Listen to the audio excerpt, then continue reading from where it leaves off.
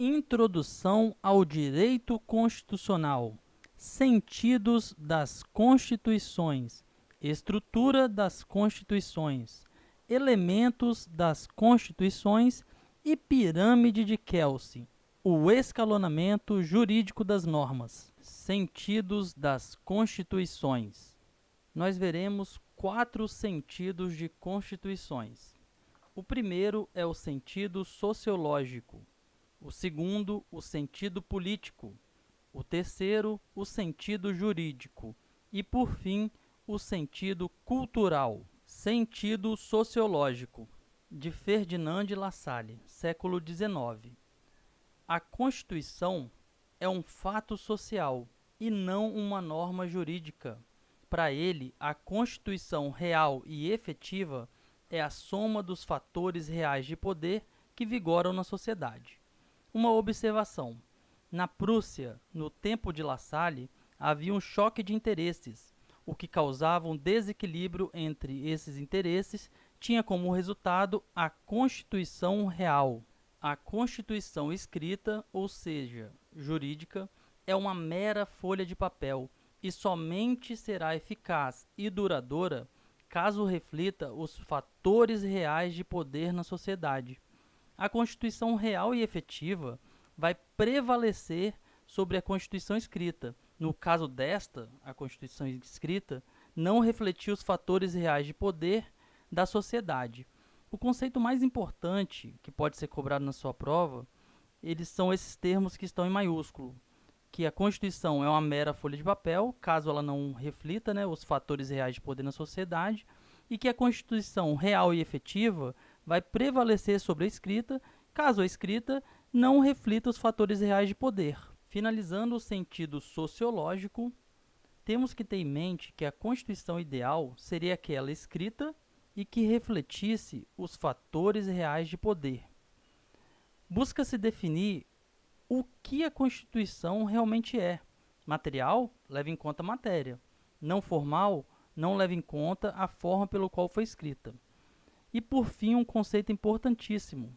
Para La Salle, todo e qualquer Estado sempre teve e sempre terá uma Constituição real e efetiva, independente da existência de um documento escrito. Vamos analisar agora o sentido político de Carl Schmitt. Ele fez uma obra chamada A Teoria da Constituição, em 1920. Ele trazia à tona a teoria decisionista ou voluntarista. A Constituição é fruto da vontade do povo. Esse trecho é importantíssimo. A Constituição é fruto da vontade do povo. E o povo é o titular do poder constituinte. A Constituição é uma decisão política fundamental. Importante nesse momento fazermos uma distinção entre Constituição e leis constitucionais. A Constituição são aquelas matérias de grande relevância jurídica, ou seja, as decisões políticas fundamentais, e é igual a normas materialmente constitucionais. Por outro lado, temos as normas constitucionais. São aquelas normas que fazem parte formalmente do texto constitucional, mas que tratam de assuntos de menor importância. Devem ser consideradas como normas formalmente constitucionais. O terceiro sentido, e talvez o mais importante, é o sentido jurídico de Hans Kelsen, a teoria pura do direito. A Constituição, para ele, é norma jurídica pura, sem cunho sociológico, político ou filosófico. A validade da Constituição não se apoia na realidade social do Estado. Aqui veremos o escalonamento hierárquico das normas. As normas jurídicas inferiores às fundadas sempre retiram seu fundamento de validade das normas jurídicas superiores às normas fundantes. Veremos agora uma subdivisão do sentido jurídico em sentido lógico-jurídico e sentido jurídico positivo.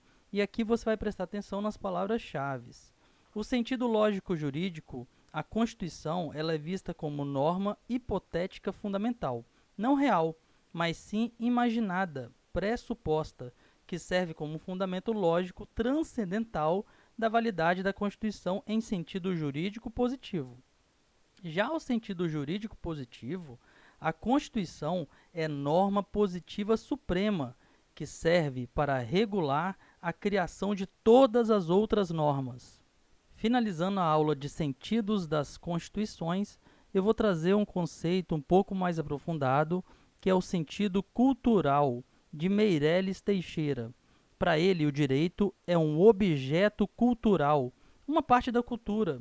O direito não é real, não é ideal e não é de puro valor.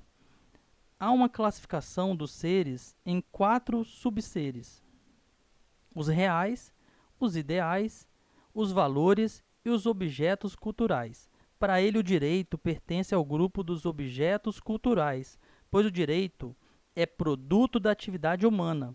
Então, teríamos um conceito mais amplo de constituição total, que seria o quê?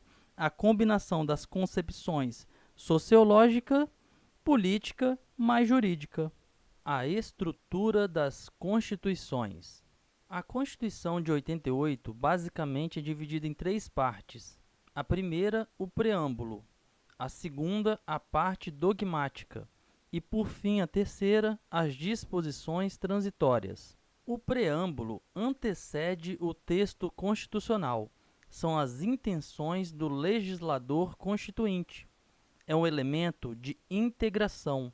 Ele visa orientar a interpretação da Constituição. Aqui entram alguns pontos de extrema relevância.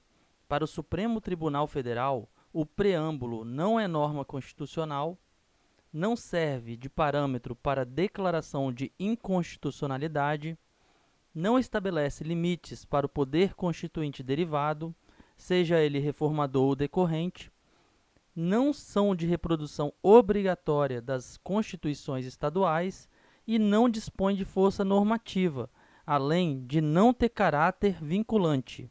Já a parte dogmática, que é do artigo 1 ao 250, é o corpo permanente da Constituição de 88. É o texto constitucional propriamente dito. São os direitos e deveres criados pelo poder constituinte.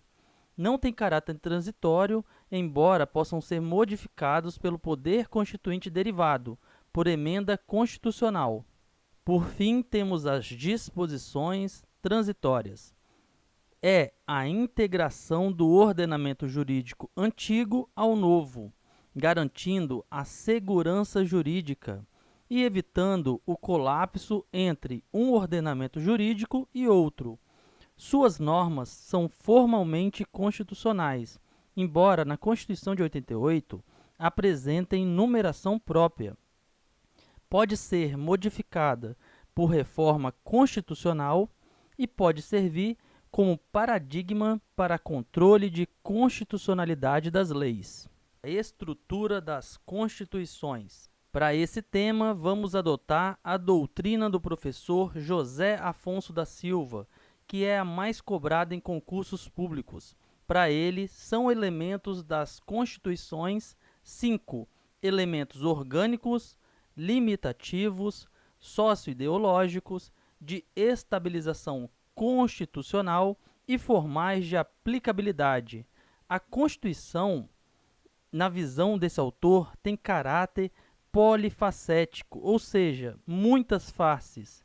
E a classificação doutrinária de José Afonso da Silva é, sem dúvida, a mais importante para seu concurso. Nos elementos orgânicos, classificaremos as normas que regulam a organização da estrutura do Estado e do poder, ou seja, é a parte da organização do Estado e da organização dos poderes e sistema de governo. Já nos elementos limitativos, vamos classificar as normas de direitos e garantias fundamentais, limitando a atuação do poder estatal. Aqui entram os direitos e garantias fundamentais, exceto os direitos sociais. Por quê? Os direitos sociais, eles são aqueles que exigem prestações positivas do poder estatal em relação aos indivíduos. Então, eles não se enquadram como elementos limitativos. Os elementos socioideológicos são aqueles em que as normas refletem a existência de um Estado social, intervencionista, prestacionista, traduzem o compromisso das constituições modernas com o bem-estar social. Aqui enquadram-se os direitos sociais, da ordem econômica e financeira e da ordem social. Os elementos de estabilização constitucional são aqueles destinados a prover solução de conflitos constitucionais e defesa das constituições, do Estado e das instituições democráticas. Busca-se a paz social. Aqui entra o artigo 102, que é a ação de inconstitucionalidade, e o artigo 34 ao 36, que é a intervenção. Por fim, temos os elementos formais de aplicabilidade, e aqui entram aquelas normas que estabelecem regras de aplicação da Constituição. Entram o preâmbulo, o ADCT, que são as disposições constitucionais transitórias, e o artigo 5º, parágrafo 1º, que diz que as normas definidoras de direitos e garantias fundamentais têm aplicação imediata. Pirâmide de Kelsen, o escalonamento jurídico das normas. A pirâmide de Kelsen basicamente traz à tona a hierarquia das normas, ou seja, as normas jurídicas inferiores, chamadas por ele de fundadas, retiram seu fundamento de validade das normas jurídicas superiores, as fundantes. Chama-se escalonamento normativo. Temos a nossa Constituição no topo da pirâmide de Kelsen, ou seja, a Constituição é fundamento de validade de todas as demais normas do sistema. Ou seja, as demais normas que estão abaixo da Constituição são denominadas infraconstitucionais, com apenas alguns pontos que eu irei comentar à frente de exceções. Mas a Constituição, ela é o topo. Ela é fundamento de validade das demais normas do sistema. E isso você pode gravar, que com certeza te ajudará. É importante diferenciarmos as normas constitucionais originárias das normas constitucionais derivadas. As normas constitucionais originárias são produtos do poder constituinte originário, que é aquele poder que elabora uma nova Constituição. Elas integram o texto constitucional desde a sua promulgação. Já as normas constitucionais derivadas resultam da manifestação do poder constituinte derivado, o poder que altera a Constituição. São as emendas constitucionais, que também se situam no topo da pirâmide de Kelsen, ao lado da Constituição Federal. Aqui já temos algumas observações importantíssimas. Vamos lá. Não existe hierarquia entre normas constitucionais originárias. Não existe hierarquia também entre normas constitucionais originárias e as normas constitucionais derivadas, as emendas constitucionais. As normas constitucionais originárias não podem ser declaradas inconstitucionais, logo, não podem ser objeto do controle de constitucionalidade. Já as emendas constitucionais, que são as normas constitucionais derivadas, elas sim, elas podem ser objeto de controle de constitucionalidade. Um tópico que não é tão cobrado, mas eu acho relevante trazer, é a teoria de Otto Bischoff.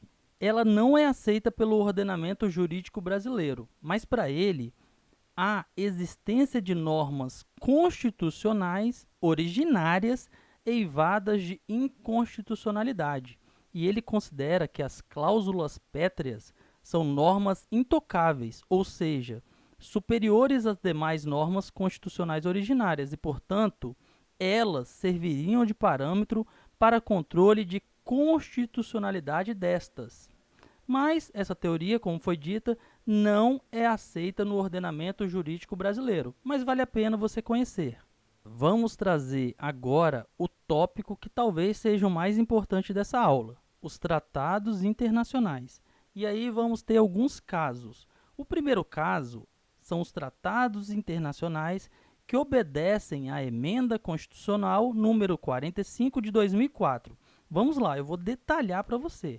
São tratados e convenções internacionais, é o primeiro ponto, de direitos humanos, segundo ponto, aprovados pelo rito especial. O que é o rito especial? É o rito das emendas constitucionais. É aquele rito em que o tratado deve ser aprovado em cada casa do Congresso Nacional, ou seja, Câmara dos Deputados e Senado Federal, em 2 turnos, por 3/5 dos votos dos respectivos membros. E aí, passando por esse rito especial, vai equivaler a uma emenda constitucional. Logo, vai para o topo da pirâmide de Kelsen. Então, se eles forem aprovados pelo rito especial das emendas constitucionais, eles vão integrar o bloco de constitucionalidade, pois tratam de direitos humanos gravados como cláusulas pétreas, logo imunes à denúncia. Uma observação interessante é que o primeiro tratado de direitos humanos a receber status de emenda constitucional, ou seja, aprovado por esse rito que foi passado, foi a Convenção Internacional sobre o Direito das Pessoas com Deficiência e seu protocolo facultativo. O segundo caso é aquele em que o tratado internacional é de direitos humanos, porém, ele é aprovado pelo rito ordinário, que é o rito normal de aprovação das leis. Mas ele perde o status constitucional, ele estava lá em cima, junto com a Constituição, e passa a possuir um status supralegal, ou seja, ele vai estar abaixo da Constituição, porque ele não passou pelo rito especial, porém, vai estar acima das demais leis do ordenamento jurídico. Para o professor Valério Mazzuoli, é o seguinte, ele entende que isso é um novo tipo de controle de produção normativo doméstico, ou seja, o controle de convencionalidade das leis. As leis internas estariam sujeitas a um duplo processo de compatibilização vertical, ou seja, obediência à Constituição Federal, mais obediência aos previstos em tratados internacionais de direitos humanos regularmente incorporados ao ordenamento jurídico brasileiro. O terceiro caso dos tratados e convenções internacionais são aqueles que não tratam de direitos humanos. Então, eles são classificados como tratados e convenções internacionais em geral. Esses vão receber status de leis comuns. Logo, são normas infraconstitucionais. As normas infraconstitucionais são as leis complementares, as leis ordinárias, as leis delegadas, as medidas provisórias, os decretos legislativos, os decretos autônomos, as resoluções legislativas e os tratados internacionais em geral. Essas normas infraconstitucionais estão abaixo da Constituição e dos tratados com status de emenda. Elas não possuem hierarquia entre si, ou seja, elas têm o mesmo grau hierárquico. São normas primárias. O que quer dizer isso? Elas são capazes de gerar direitos e criar obrigações, desde que não contrariem quem? As constituições, as emendas constitucionais e aqueles tratados que estão lá no topo, né? Outras considerações. Leis federais, estaduais, distritais e municipais têm o mesmo grau hierárquico. A Constituição Federal é hierarquicamente superior às constituições estaduais. Já as constituições estaduais são hierarquicamente superiores às leis orgânicas. As leis complementares, apesar de serem aprovadas por um processo mais dificultoso, elas têm o mesmo grau hierárquico das leis ordinárias. As leis complementares podem tratar de temas reservados às leis ordinárias. Observação: caso isso ocorra, a lei complementar será considerada materialmente ordinária, logo poderá então ser revogada ou modificada por uma simples lei ordinária. As leis ordinárias não podem tratar de temas reservados às leis complementares. Os regimentos dos tribunais do Poder Judiciário e as resoluções do Conselho Nacional do Ministério Público e do CNJ, Conselho Nacional de Justiça, são consideradas normas primárias, equiparadas hierarquicamente às leis ordinárias. Já os regimentos das casas legislativas, Senado e Câmara dos Deputados, são as resoluções legislativas, logo, normas primárias equiparadas hierarquicamente às normas ordinárias. Por fim, nós temos as normas infralegais. São normas secundárias. O que quer dizer isso? Não podem gerar direitos nem criar obrigações. Não podem contrariar as normas primárias. Como exemplo, podemos trazer os decretos regulamentares, as portarias, as instruções normativas, entre outros. Agora que terminamos toda a parte teórica, vamos analisar como ficou a nossa pirâmide, a famosa pirâmide de Kelsey. No topo, temos a Constituição Federal, as emendas constitucionais e os tratados e convenções internacionais de direitos humanos que passaram pelo rito especial, aquele das emendas constitucionais. Logo abaixo, com status supralegal, temos os tratados e convenções internacionais de direitos humanos, porém, que passaram pelo rito ordinário. Abaixo deles, nós temos as leis complementares, as leis ordinárias e as delegadas, medidas provisórias, decretos legislativos, resoluções legislativas, os tratados internacionais em geral e os decretos autônomos. E por fim, lá embaixo estão as normas infralegais, que são os decretos regulamentares, as portarias, as instruções normativas, entre outros. Galera, essa pirâmide vai te ajudar a responder várias questões de prova. Então, lá no topo, aquele grupo, são os grupos que têm a maior força, ou seja, as demais normas vão ter que tirar sua validade lá daquele grupo. Abaixo dele, com status supralegal, os tratados e convenções de direitos humanos. Depois vem as leis primárias e, por fim, as leis secundárias. Então, gravem muito bem isso, esse item é importantíssimo para a sua prova. Espero que tenha gostado do vídeo, deixe seu like, inscreva-se em nosso canal e comente, tirando dúvidas e deixando sugestões. Até mais!